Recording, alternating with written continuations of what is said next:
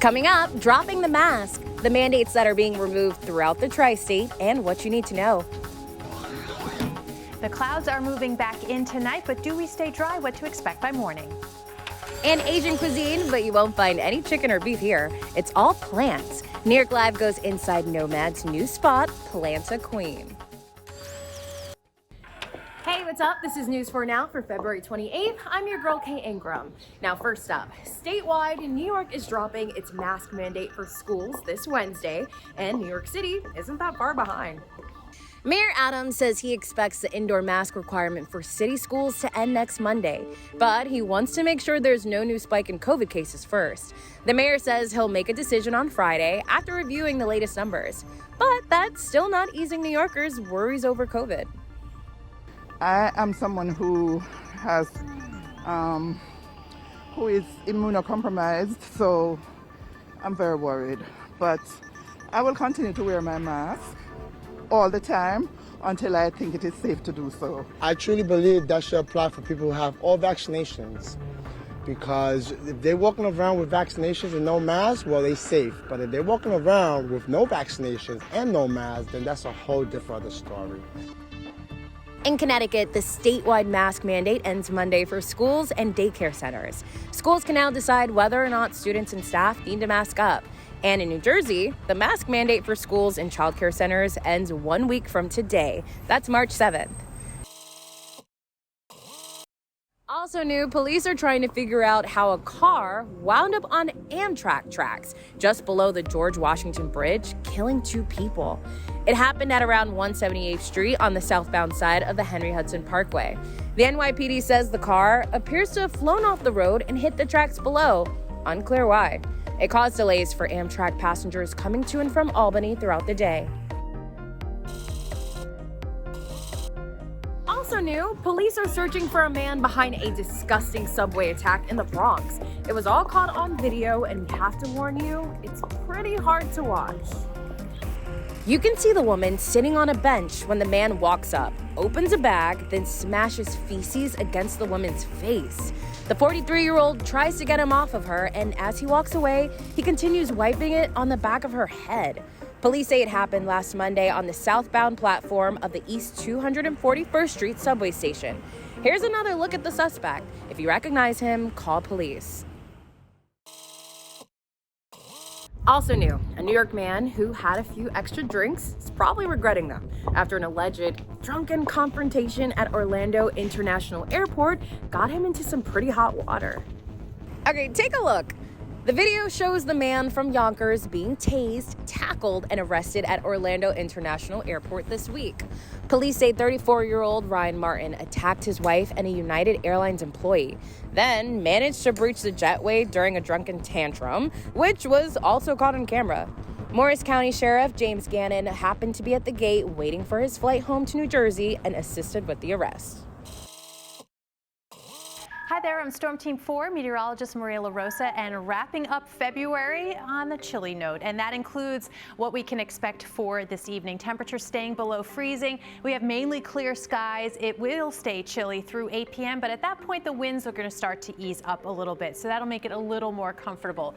By the time we get closer to midnight here, the clouds will start to move in, although we stay dry. You can see with the hour-by-hour forecast taking us through this evening, through the overnight, into tomorrow morning, mainly gray skies. We still have plenty of cold air in place, so it'll be another chilly start to the day tomorrow, although by the afternoon we get closer to average, which will be in the mid-40s. In the meantime, though, yes, bundle up for tomorrow. Down to 27 in the city, 21 in White Plains. Will be in the 20s from Long Island, the Jersey Shore, the Hudson Valley, and into Connecticut. News 4 celebrates Black History Month. We real cool, we left school, we lurk light, we straight. There is no doubt that Gwendolyn Brooks is real cool. In 1950, she became the first African American to win the Pulitzer Prize for her book Annie Allen. Born in Topeka, Kansas in 1917, her family moved to Chicago during the Great Migration. Her first book of poetry, A Street in Bronzeville, told the tale of her neighborhood. Brooks was later a regular in the Chicago Defender newspaper, a consultant in poetry at the Library of Congress, and an Illinois Poet Laureate. Gwendolyn Brooks is an author of Our Collective History, and together we are for New York. And finally, what if I told you there's a restaurant right here in New York that makes sushi that not only looks like fish, but it tastes like fish, except it's made from plants? New York Live gives us a look. Check it out.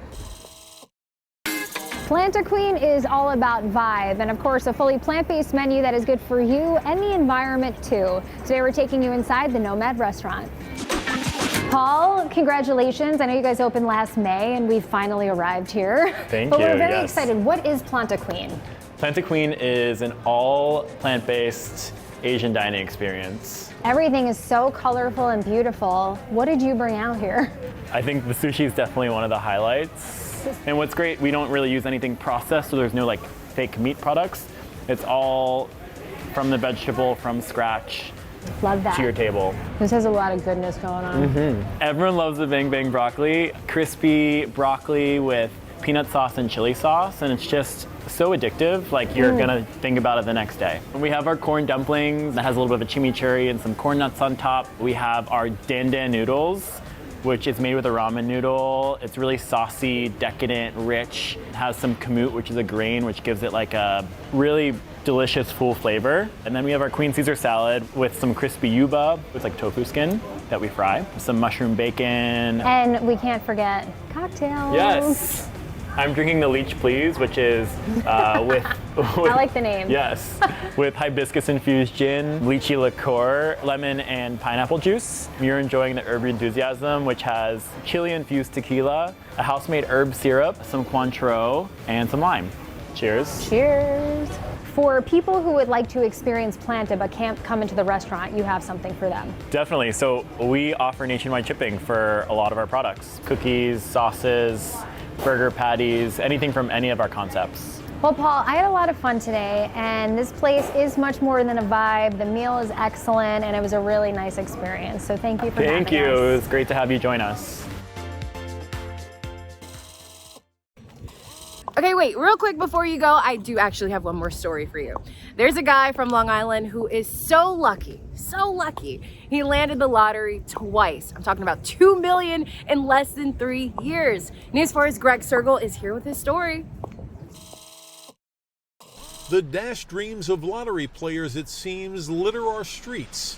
And that's why the story of two-time lottery winner Juan Hernandez stopped Kenneth Curry dead in his tracks today. How could that ever happen? I can't believe that. That's amazing, man. We spoke to Curry outside this Hempstead supermarket, the very spot where Juan Hernandez bought a scratch-off ticket earlier this month and won $10 million. It wasn't his first big jackpot. Hernandez had won another $10 million in 2019. Again, a lucky scratch-off ticket purchased here at this gas station convenience store in West Hempstead. The most I ever won was $600, and I've been playing it for 30 years or longer. So he's a lucky guy, what can I say? And if, like Laura Liotta, you're thinking, could this be too much luck for one person? Consider this. After winning his second jackpot, Hernandez actually told the New York Lottery, "I'm still trying to spend the first $10 million. I'm happy for him, and I hope he spends it wisely. You can send some my way." We tried to contact the lucky Mr. Hernandez today, but weren't successful. A spokesman for the New York Lottery told me winners like to avoid the spotlight. Woo-wee, he got a lot of traveling and spending to do. We may never know why Juan Hernandez kept buying lottery tickets after his first jackpot. But the guys at the convenience store tell me he spent thousands before hitting it big. And I'm not giving up hope. I know when it's my turn it will come. Greg Sergel, News 4 New York.